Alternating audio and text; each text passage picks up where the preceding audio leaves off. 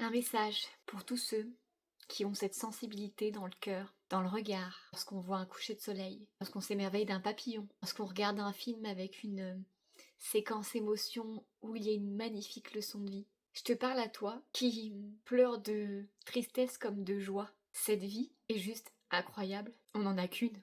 Il y a peut-être plusieurs incarnations, mais nous n'avons que cette incarnation-là, dans ce corps-là, avec ces relations-là. Et mon message, c'est de te dire de pas gaspiller cette vie, vraiment de la rendre sacrée, de la chérir, parce qu'elle est précieuse. De te dire aussi, ne reporte pas à demain la chose que tu voulais faire, qui te tenait à cœur. Ne te censure pas sur ce que tu as envie d'exprimer au monde. Ne te minimise pas dans ce que tu veux porter comme vêtements, sur les choses que tu as envie de faire par peur du regard des autres. Les autres auront toujours un jugement sur toi, positif ou négatif. Une fois que tu l'as accepté, tu passes à autre chose. C'est un non-sujet. Dans cette vie, je veux vraiment t'inviter à te reconnecter à la beauté de cette vie, à sa magie, à tout ce qui t'entoure. Vraiment rendre ta vie sacrée.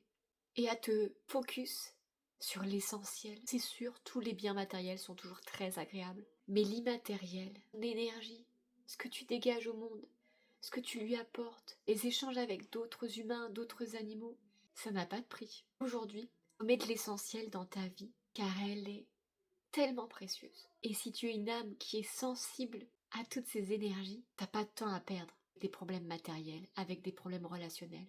Là pour vibrer haut et là pour apporter au monde ta lumière. T'es là pour réaliser tes rêves. Tu fais partie de ces âmes dans cette incarnation qui viennent apporter du soleil là où d'autres âmes apportent des nuages. Et sans présence lumineuse, le monde est sombre. Et c'est pour ça que j'invite aujourd'hui toutes les âmes sensibles qui s'éveillent à porter leur voix auprès du monde, à porter leur lumière, à ne plus se cacher de leur lumière. C'est pas parce que le monde est sombre qu'il faut faire le caméléon et s'assombrir. Justement, c'est dans cette période d'obscurité, de doute, de peur, où là on doit plus que jamais incarner sa vérité, incarner sa lumière et ne plus douter de qui l'on est au fond de soi et d'incarner avec authenticité cette force, cette puissance pour contribuer au monde et apporter cette lumière sur le monde.